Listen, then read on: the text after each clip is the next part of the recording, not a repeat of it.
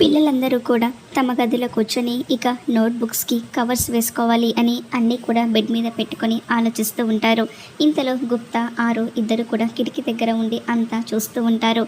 అమ్మ ఇలా అంటుంది, ప్రతి సంవత్సరం కూడా అమ్మే మనకి బుక్స్కి కవర్లన్నీ వేసి నేమ్స్ రాసేది.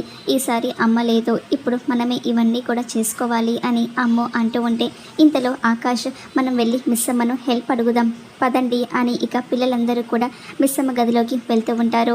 ఇక పిల్లలందరూ కూడా గదిలో నుంచి బయటికి వెళ్ళేసరికి ఆరు పరిగెత్తుకుంటూ గదిలోకి వెళ్ళి ఇక పిల్లల నోట్బుక్స్కు కవర్లన్నీ కూడా వేస్తూ ఉంటుంది. ఇంతలో ఇక ఆకాష్ తన స్పెట్స్ మర్చిపోవడంతో స్పెట్స్ పెట్టుకొని అటు చూసేసరికి కిటికీలో నుంచి చూస్తూ ఉంటే నోట్బుక్స్ అన్నీ కూడా గాల్లో ఎగురుతూ వాటన్నిటికీ కూడా కవర్స్ అన్నీ కూడా గాల్లో వస్తూ ఉంటాయి. అది చూసి ఆకాష్ షాక్ అవుతూ అంజు ఇలారా అని అంజుకి కూడా చూపిస్తూ ఉంటాడు. నోట్బుక్స్ పేపర్స్ అన్నీ కూడా గాల్లో అటు ఇటు తిరుగుతూ ఉంటే అది చూసి అంజు షాక్ అయిపోతూ ఉంటుంది.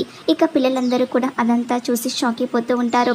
ఇంతలో గుప్తా గదిలోకి వచ్చి ఏం చేస్తున్నావు బాలిక అని ఆరుని అంటూ ఉంటే ఆరు అవేమీ వినిపించుకోకుండా నోట్బుక్స్కి కవర్స్ వేసి నేమ్స్ రాస్తూ ఉంటుంది. పిల్లలందరూ కూడా పరిగెత్తుకుంటూ బాగి గదిలోకి వెళ్ళి మిస్ అమ్మ ఒకసారి ఇలారా అర్జెంట్ అని మిస్ అమ్మను లాక్కొస్తూ ఉంటారు. ఇక బాగి పిల్లలు అందరూ కూడా గదిలోకి వచ్చేసరికి ఆరు బెడ్ మీద కూర్చొని బుక్స్కి కవర్లు వేస్తూ ఉంటుంది. ఇక బెడ్ మీద ఆరుని చూసేసరికి బాగి షాక్ అయిపోతూ ఉంటే ఎదురుగా పిల్లలు బాగిని చూసి ఆరు షాక్ అయిపోతూ ఉంటుంది. మరి బెడ్ మీద ఉన్నది ఆరు అనే నిజం పిల్లలకు తెలుస్తుందా?